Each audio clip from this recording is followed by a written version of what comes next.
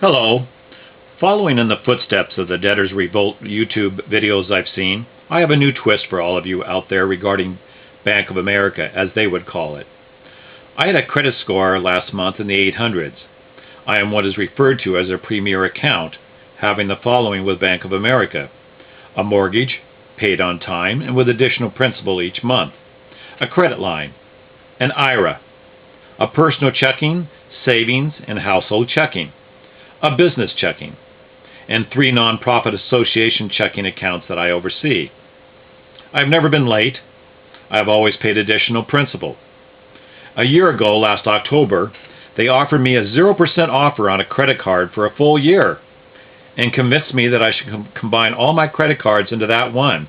I did. It was an offer you couldn't refuse. A while back, I was advised by a Bank of America representative, like so many television financial advisors are doing, that I should remove some funds from my credit line and preserve those funds in case they reduce the credit line available. They also advise that you put those in another bank so that they are not attached by your current bank. So recently, as I approached the 0% offer of 1 year, the deadline, I called to ask if they had any additional 0% offers. They said no.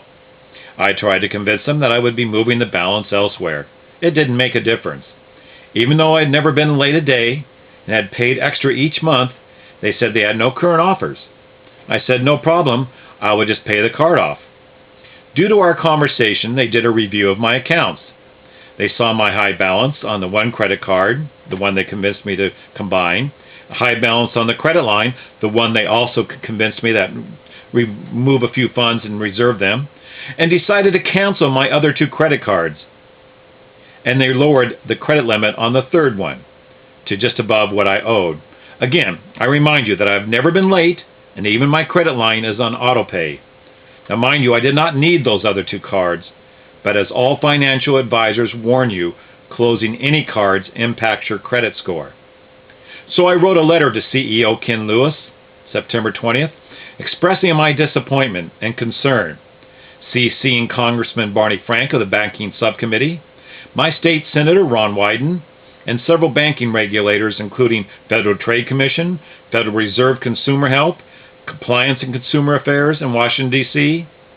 I received a call from the office of the President of Bank of America this week, a young lady, informing me that they have the right to review and cancel my cards at any time and that it says so in the documents. I tried to tell her that I was well aware of that, having worked for a bank for several years, but that I had never been late a day, that I was a premier account with several account relationships, and how could they do this to somebody without talking to me first, and that I would begin moving them all elsewhere if this is the way I was going to be treated. She got quite huffy, didn't care. She just kept repeating over and over again, well, that's what it says in the documents, and we have the right to do so. I got huffy back. I swore, embarrassingly so, and hung up. I am now beginning the process of moving my account relationships to another bank. I have had it with Bank of America's arrogance and inconsiderate loyalty to its good customers. Heck, I'm even a stockholder. I've got that up for sale today, too. While it would give me much pleasure to make Bank of America eat the balances by declaring some form of bankruptcy or just refusing to pay like others, I will repay my debts, as I have monthly and timely. I will not leave anyone hanging. But this goes to show you that Bank of America doesn't care about any of its primary account holders.